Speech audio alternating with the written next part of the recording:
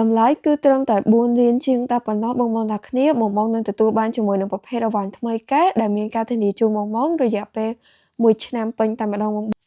ជំរាបសួរសួស្ដីដល់បងអតិថិជនទាំងអស់គ្នាដែលតែងតែគាំទ្រជាមួយនឹងហាងហុកលីមានខ្ញុំបងទាំងគ្នា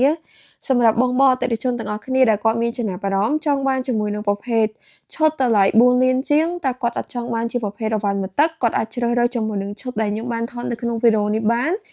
តម្លៃ4លានជាងដូចគ្នាក៏ប៉ុន្តែជាប្រភេទអីវ៉ាន់ថ្មីកែដែលមានការធានាជូនបងរយៈពេល1ឆ្នាំពេញទាំងប៉ុងទាំងម៉ាស៊ីនតែម្ដងបងតម្លៃគឺត្រឹមតែ4លានជាងតែប៉ុណ្ណោះបងទាំងគ្នាធានាជូនបងរយៈពេល1ឆ្នាំពេញទាំងប៉ុងទាំងម៉ាស៊ីនបងទាំងអស់គ្នាជាប្រភេទអីវ៉ាន់ថ្មីកែ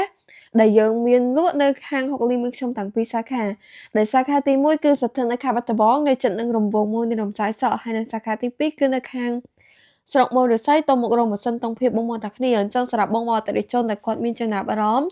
ចង់បានជាប្រភេទឈុតថ្មីតម្លៃ4លានជាងបងជ្រើសរើសជាមួយនឹងឈុតនេះបានបងទាំងគ្នាសម្រាប់តម្លៃ4លានជាងហ្នឹងគឺយើងមានពីរប្រភេទមានម៉ាស៊ីន12សេសដូចនៅក្នុងវីដេអូនេះហើយនិងម៉ាស៊ីន14សេសអញ្ចឹងបងអាចជ្រើសរើសបានតម្លៃគឺខុសគ្នាតិចតួចទេក៏ប៉ុន្តែគឺ4លានជាងដូចគ្នាបងអញ្ចឹងបើសិនជាបងចង់បានជាប្រភេទ12សេសក៏បានឬក៏14សេសក៏បានដែរបងទាំងគ្នាតម្លៃ4លានជាងដូចគ្នាគ្រាន់តែខុសកតុយគ្នាតិចតួចចឹងបងដោយសារតែមួយ12ហើយមួយទៀត14អញ្ចឹងបើសិនជាបងចង់ដឹងព័ត៌មានលម្អិតបងអាចធ្វើការឆាតចូលទៅក្នុង Facebook Page ហុកលីនរំសាយសក់ខេត្តបាត់ដំបងក៏បាន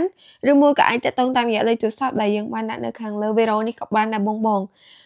គឺតម្លៃត្រឹមតែ4លានជាងទេមានការធានាជូនបងរយៈពេល1ឆ្នាំពេញទាំងប៉ុងហើយនិងម៉ាស៊ីនតែម្ដងអញ្ចឹងបើសិនជាបងអតិថិជនដែលគាត់មានតម្រូវការត្រូវការជាប្រភេទឈុតថ្មីកែតម្លៃ4លានជាងបងជ្រើសរើសជាមួយនឹងឈុតនេះបាន